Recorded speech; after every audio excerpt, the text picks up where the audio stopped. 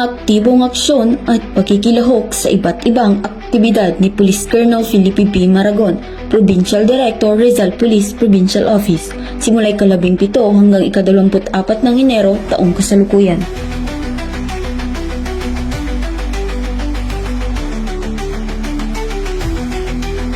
Pinangunahan ni Police Colonel Maragon katuwang ang mga kapulisan ng Antipolo ang pagbibigay ng security assistance sa pagdiriwang ng Tipolo Angkan Festival sa Antipolo City, Rizal nito lamang ika-18 ng Enero taong kasalukuyan.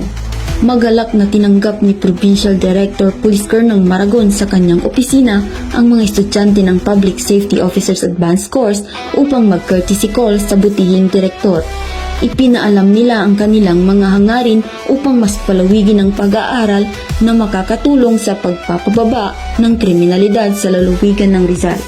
Malugod na pinaunlakan ng butihing direktor ng Rizal Police Provincial Office na si Police Colonel Felipe B. Maragon ang pagbisita ni Police Executive Master Sergeant Ferdinand P. La Rosa Respo 4A. Ang nasabing aktibidad ay naglalayo na kumustahin ang kalagayan ng lahat ng pulis ng commission officer sa probinsya ng Rizal. Nito lamang ika-24 ng Enero taong kasalukuyan, pinangunahan ni Police Colonel Felipe P. Maragon, Provincial Director, ang isinagawang PNP CHR LGU CSO's Human Rights Stakeholders Forum kasama si Honorable Nina Richie Henares, Gobernadora ng Lalawigan ng Rizal bilang pangunahing pandangal at si Police Brigadier General Jeffrey B. Protasio, Acting Chief Human Rights Affairs Office na nagsilbing tagapagsalita.